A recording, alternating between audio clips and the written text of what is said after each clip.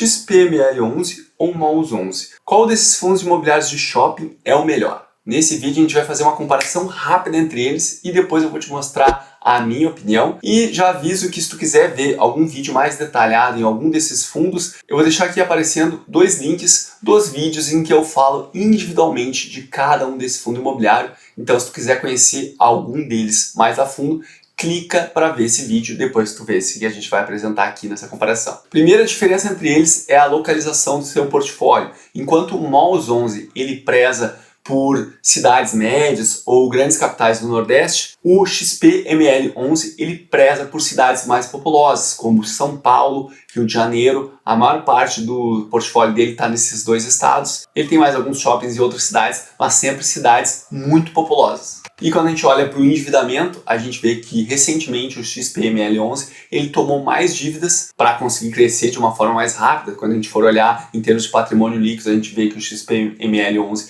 ele é bem maior do que o MOLS11. E por isso, quando a gente analisa o endividamento dos dois, o endividamento do MOLS11 é muito inferior, é muito menor do que o endividamento do XPML11. E vamos dar uma olhada em alguns indicadores. E basicamente tem 6 indicadores que eles estão mostrando aqui. Claro que de liquidez média diária não interessa muito, porque os dois têm liquidez suficiente para o investidor pessoa física, mas basicamente são 6 critérios e cada um deles levou o primeiro lugar em 3 desses 6 critérios. Então daria para dizer que é basicamente um empate técnico. Mas se a gente for olhar aqui, o XPML11 ele ganhou o primeiro lugar em relação à dividend yield, que seria basicamente os rendimentos pagos nos últimos 2 meses dividido sobre o preço do fundo imobiliário. Aqui está falando a preço da ação, mas quando a gente está falando de fundo imobiliário, leia-se preço do fundo imobiliário.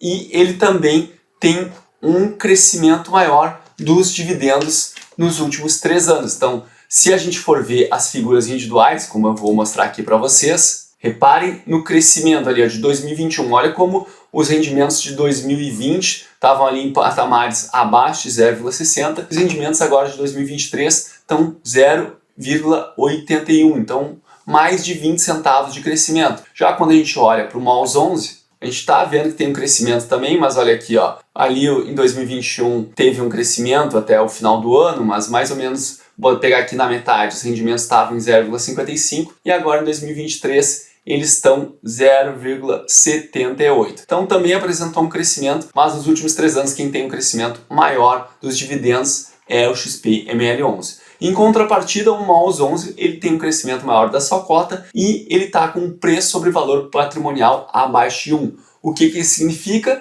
Em teoria, se tu fosse comprar todo o fundo imobiliário, tu ia estar pagando um valor, um preço menor do que o valor patrimonial de todos os imóveis que tu estaria adquirindo. Só vale a pena lembrar que esse valor patrimonial em fundos de tijolo, ele é feito com base em um laudo de reavaliação que é feito uma vez ao ano. Então esse laudo pode estar um pouco desatualizado, mas por esse indicador, em teoria, o MOLS11 ele está um pouquinho mais barato que o XPML11. E quando a gente falou de rendimentos do XPML11, a gente viu que teve um crescimento mais acentuado, mas só lembrando que a dívida dele é maior. Então, os crescimentos futuros desses rendimentos podem vir a ser afetados por causa desse pagamento da dívida que o XPML11 fez até o momento.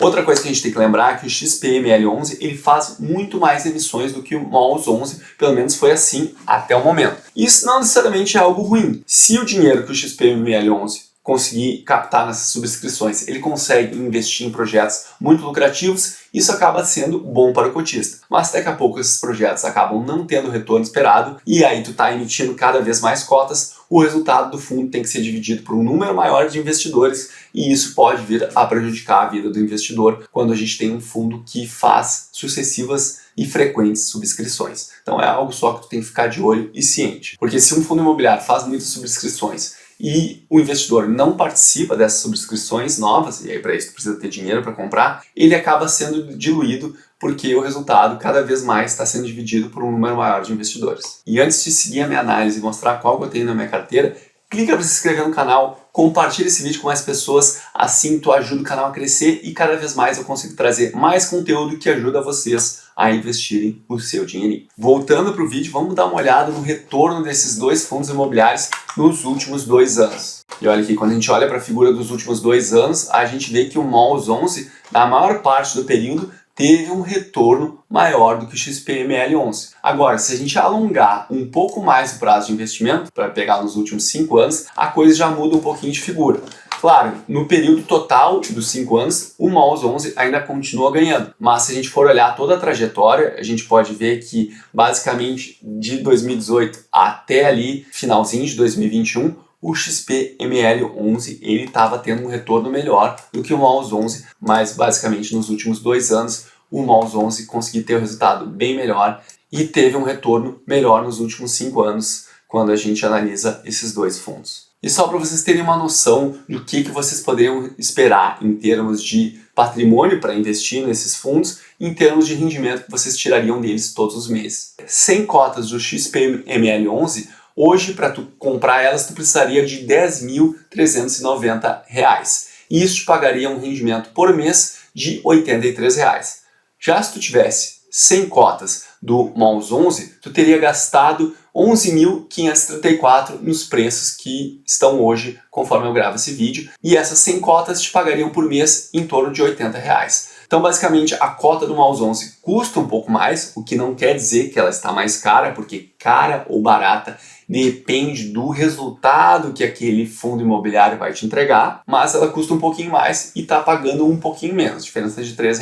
E para quem não se emociona muito com os valores pequenos, vamos fazer uma simulação maior. Então vou aumentar um pouquinho os valores na simulação. Para tu ter 1.000 cotas do XPML11, tu teria que gastar R$ 103.090.